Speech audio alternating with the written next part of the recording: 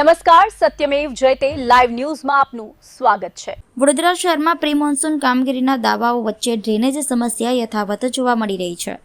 Deputy મેયરના બોર્ડમાં જ drainage ઉભરાતા ગંદુ પાણી રસ્તા પર ફરી વળ્યું હતું, જેના કારણે સ્થાનિકો અને મંદિરે આવતા ભક્તોને ભારે હાલાકીનો સામનો કરવો પડ્યો હતો।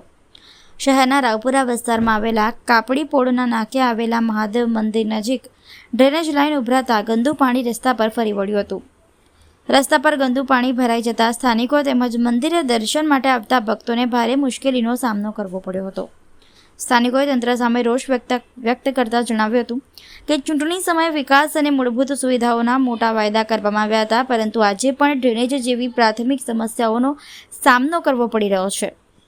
સ્થાનિકોએ તાત્કાલિક અસરથી ડ્રેનેજ સમસ્યાનું કાયમી નિરાકરણ લાવવાની માંગ કરી છે, જેથી વરસાદી દિવસોમાં લોકોને વધુ મુશ્કેલીનો સામનો ન કરવો પડે।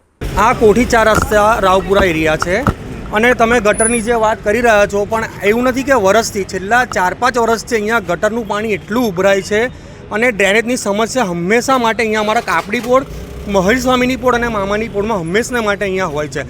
અને આની રજૂઆતો એવું નથી કે અમે એકવાર કરી છે, ઘણી વાર કરી છે, પણ એનું કોઈ જ નિરાકરણ આવતું નથી। ભક્તો તો ડેલી આ સમસ્યા ફેસ કરી જ રહ્યા છે અને આ મહાદેવનું મંદિર છે, આ 100 વર્ષ જૂનું મંદિર તમે એવું કહી શકો, અને ડેલી સવારે ભક્તો અહીંયા પૂજા કરવા માટે આવે છે અને એમને પણ આ ગટરની સમસ્યાનું એ કરવું પડે છે। પણ જો કે તંત્રએ પણ જોવું પડે કે મંદિર છે તો અહીંયા તો એમને સાફ સફાઈ એમને રાખવી જ જોઈએ, પણ ના કોઈ જ નહીં, અહીંયા કોઈ આંટો જ નથી મારતું। ગુજરાતમાં વડોદરા શહેર માટે એવું કહેવાય છે કે પ્રી મોન્સૂનની કામગીરી બટ પ્રી મોન્સૂનની કામગીરીમાં 0% અહીંયા બરોડા શહેરમાં કામ થાય છે, કોઈ જ વર્ક થતું નથી। અહીંયા ખાલી વાતો જ થાય છે, નેવર અહીંયા કે મેં સાંભળ્યું હોય કે અમારા એરિયામાં ડ્રેનેજની સમસ્યા ક્યારે પણ સોલ્વ થઈ હોય।